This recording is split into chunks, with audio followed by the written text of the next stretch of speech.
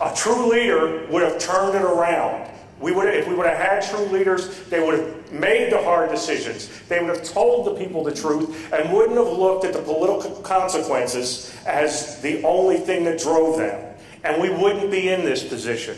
But instead, what we've had is politicians who have bought their way into power cycle after cycle, and where the inevitable end of that is a catastrophic collapse. And if you don't believe me, I know everyone watches the news. Look at Greece. I thank God that He has allowed us to see our possible future in what has happened in Greece. And so we've got to turn it around. That's what 2010 is.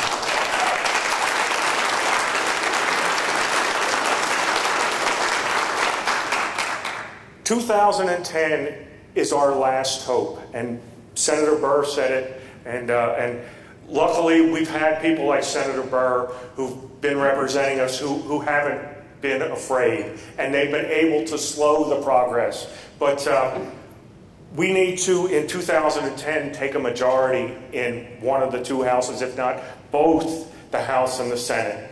And at that point, all we can hope to do, realistically, all we can hope to do at that point is stop the forward progression. We can defund some of the things that they put in place and not allow it to progress any further. Their intention is to so solidify their positions and their policies to where they will not be able to be removed in step two, which step two will be 2012. In 2012, we need to take the presidency and maintain majorities in both the House and Senate. And at that point, we need to start repealing and tearing down the size of the federal government back to its constitutional limitations. Now, that is not a fringe view. That is not a radical view. That is mainstream. That's what the American people want. And that's what they deserve. They deserve politicians who are willing to go there and step up and do the hard things. And so I say that. What time are we living in? What type of politician do we need? I've taken a lot of flack because I say these things. And I'm not afraid to stand in the battle and tell the truth.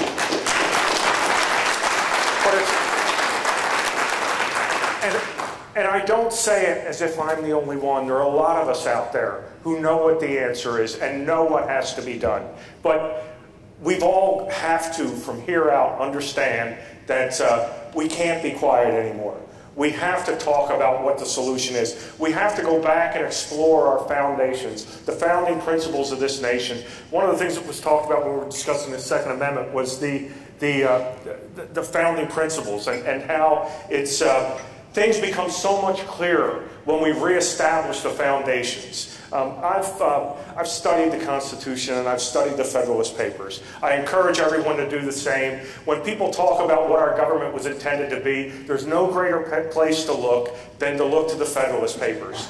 They were what defined our country, our form of government as the founders were trying to ratify the Constitution.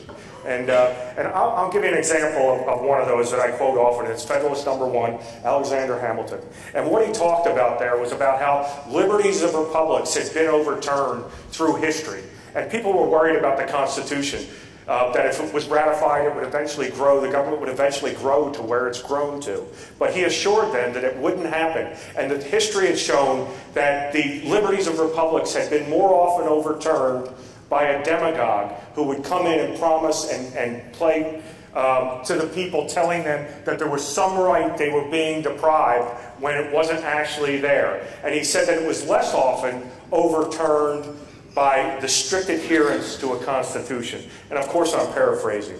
But he ended, and this is somewhat prophetic in that he ended that saying by saying that history had also shown that these demagogues, when they came in, they started as demagogues, but they end as tyrants. Now, when we can have a federal government now that is imposing health care on a population who doesn't want it, who is threatening us with penalties, we are in the initial stages of tyranny. And so, again, I say that we need to take these steps, move forward, and be strong about it as we go. Don't fear the demonization. Stand your ground And as we move forward, I've taken some other flack about defining this as a war. And I define it in a spiritual sense, in a blog I have. And is it a war? When does this war take place? Or when does the real battle happen? The real battle happens in 2012. Once we have power and once we start turning these things back and doing what's best in the long run, that's when if there is any violence, it won't come from our side. It'll come from the other side, just as we've seen in Greece. We have to take steps over the next 2 years, though, to try to eliminate that and avoid that when it happens. And how can we do that? We've got to reestablish the other aspect that I haven't mentioned, which is virtue and morality in the population. And we have to make people understand how important that was.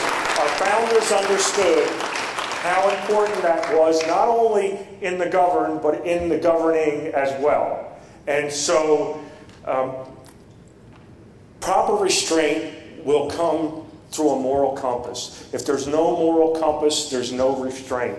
And so moving forward, we have to reestablish that as one of our foundations. And I'll even go on to say that most of the problems we're experiencing now, I mentioned demagogues, most of the problems we're experiencing now come from that spiritual aspect. We haven't taught people why it's not right to covet and what happens when you covet things. And what these demagogues have done as they've come along is they will come along and entice the people through coveting. They will tell them they have to have something, and that it isn't the normal one, as if you want a business and you want to be successful. That's the normal way to go about achieving something. Coveting means that you'll go and try to get it no matter what you have to do to get it, even if you're violating basic principles. And so these demagogues come along, they cause people to covet, make them think their happiness is tied up in something like health care. You'll be happy once you get health care. They get health care and realize their happiness wasn't there, because it never is. And that's a never-ending process that leads down that road that Hamilton described in Federalist No. 1, where they come in as demagogues. They do this over and over until they've amassed enough power to where they don't have to worry any longer about a constitution or about the will of the people. They've amassed enough power to where now they can impose tyranny. And so I say that to say that we need to understand these things when we understand why there's an importance to reestablish them. And